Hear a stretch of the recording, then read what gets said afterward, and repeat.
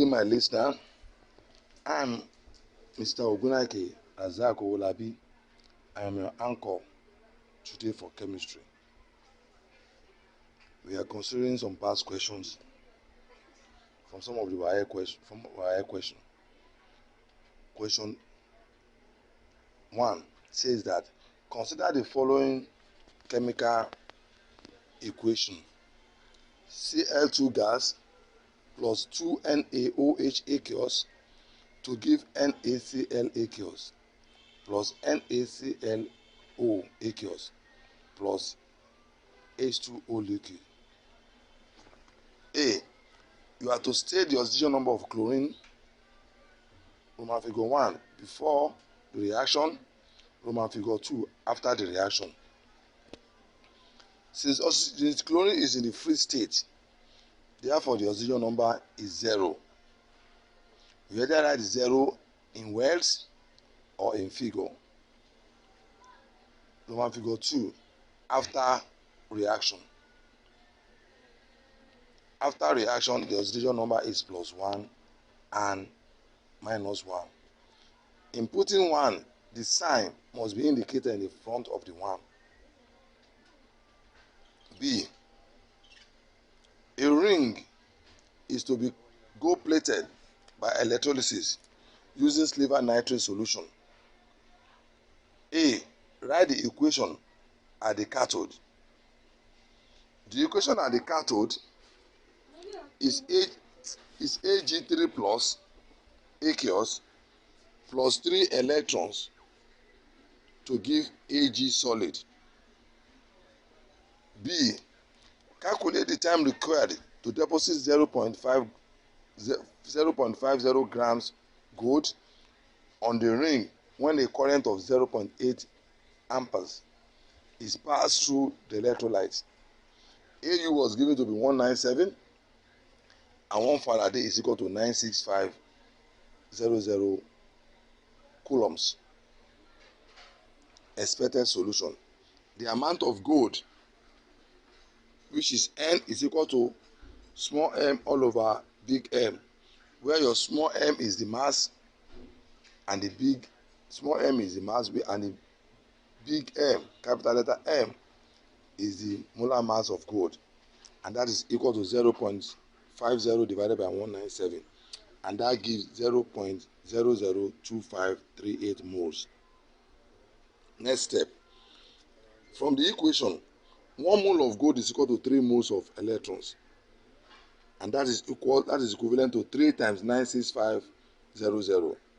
Therefore, 0.002538 moles will be equivalent to 3 times 0.002538 times 96500 divided by 1, and that gives 734.751 coulombs.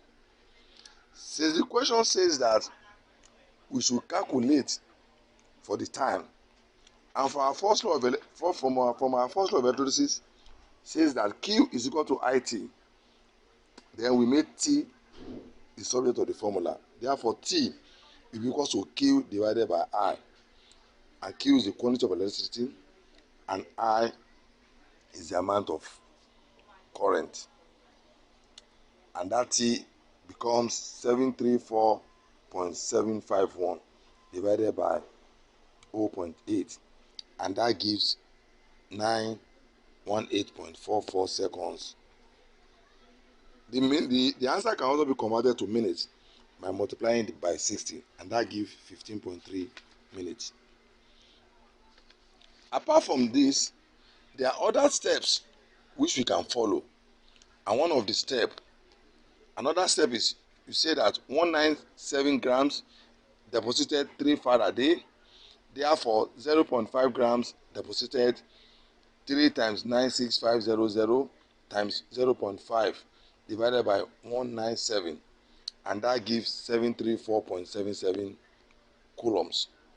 Your T is equal to Q all over I, and that is equal to 734.77 divided by 0.8, and that gives 918.46 seconds.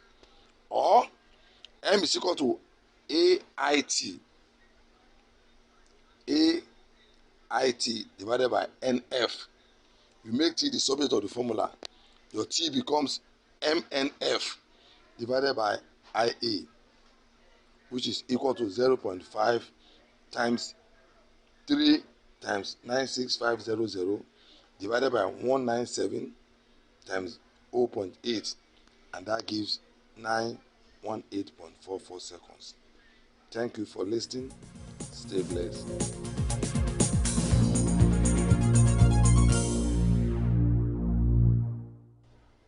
Now on this second series too, we are also looking into another why question. And the question is, when a given mass of calcium carbonate CaCO3 was heated, 0.25 dm cube of gas is collected at 25 degrees Celsius and at a pressure of 120 Kelvin newtons per meter. 1. You have to write equation for the reaction. Now, in writing the equation for such a reaction, you must state all conditions and the equation must be balanced. The expected solution is CaCO3 solid. With your arrow, on the arrow there will be heat to indicate that the reactant was heated to produce calcium oxide CaO solid plus carbon 4 oxide CO2 gas. Part B of the question says that calculate the mass of the gas produced. Calculate the mass of the gaseous product obtained. To calculate the gas obtained, the gaseous product obtained, from our basic general gas equation, which says that PV is equal to nRT, you make N the subject of the formula. Therefore, N becomes PV divided by RT, where our P is pressure, our V is volume, and our R is gas rate constant, and our T is temperature. You convert your temperature to Kelvin by adding 273 to your 25, and that gives 298 Kelvin. You go on. The number of carbon 2 oxide, the gas produced is carbon 4 oxide, which is CO2, will now be equal to 120 multiplied by 0.25 divided by 8.314 times 298, or 120 multiplied by 10 raised to power 3 times 0.25 times 10 raised to power minus 3 divided by 8.314 times 298, and that gives 0.012 moles. Then you calculate the molar mass of CO2, which is carbon 12 plus 16 times 2, and that gives 44 grams per mole. Therefore, the mass of carbon 4 oxide produced will now be 44 times 0.012, and that will equal to 0.532 grams. That is a part of the question. Another part, you have to calculate the mass of the CaCO3 heated.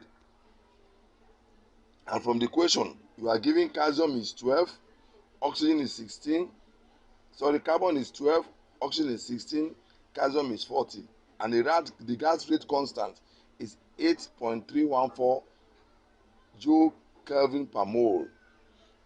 Now, from the equation above, the number of moles of calcium is equal to number of moles of carbon 4 oxide, which is equivalent to 0.012 moles. You calculate the molar mass of calcium carbonate, calcium 40 plus 12 plus 16 times 3, and that gives 100 grams per mole. Therefore, the mass of calcium carbonate heated will now be equal to 100 multiplied by 0.012, and that gives 1.21 grams. And that is the final answer. To score Here, all steps must be properly shown, and you must not jump any step in your calculation. Apart from that, the units are very, very important. Without the unit, you will not score the maximum mark for such a question. Thank you for listening. God bless you. Stay safe. For today, we are looking at the questions. Says that on analysis, 1.0 grams of a hydrocarbon was found to contain 0.923 grams of carbon. Full stop. If the vapor density of the hydrocarbon is 39.0, we have to determine its molecular formula and then name the compound. From the WAEC viewpoint and their expectation is that since the mass of carbon was given, an hydrocarbon contains both carbon and hydrogen, and you have been told that the analysis of the sample of the hydrocarbon is 1 grams. You have to take 1 from 0.923 to get the mass of hydrogen. And if you do that, if you take 1 from 0.923, you have 0.0077, and that is the mass of hydrogen. From then, you go on. You determine the number of moles of each of the elements that make up the hydrocarbon. Number of moles of carbon will now be 0.923 divided by the molar mass, which is 12, and that gives 0.077. Similar thing will be done to the hydrogen. The hydrogen is 0.077 divided by 1, and that gives 0.077. Now you look for the smallest mole, and the smallest mole is 0.77, and the two of them have the same number of moles. Therefore, you divide the smallest with each of the elements. So the mole ratio will now be 0.077 divided by 0.77 for carbon, that is equals to 1, and for hydrogen 0.077 divided by 0.077 also give you 1. Now, carbon is 1, hydrogen is 1. Therefore, the empirical formula will be CH. Then to go further, to determine the molecular formula, you now say the molecular formula is equals to N into the bracket of empirical formula. Since we have been told that the vapor density is 39.0, from that we can calculate the molar mass of the compound. Therefore, the molar mass will now be equal to 2 times the vapor density, and that is 2 times 39, and that gives you 78 grams per mole. From there, the empirical formula will now be bracketed into N equals to molar mass of the compound. Then you open up the bracket. When you open up the bracket, carbon is 12, hydrogen is 1. That gives you 13N equals to 78. Therefore, your N will be 78 divided by 13, and your N will be equal to 6. Therefore, the molecular formula will now be equal to 6 outside the bracket of CHN into bracket. And that means 6 times 6, 6 times C, and H times 6. And that gives 66H12. Therefore, the name of the compound is benzene, because benzene has carbon 6 carbon and 6 hydrogen. So, thank you for listening. Stay safe, and God bless you all.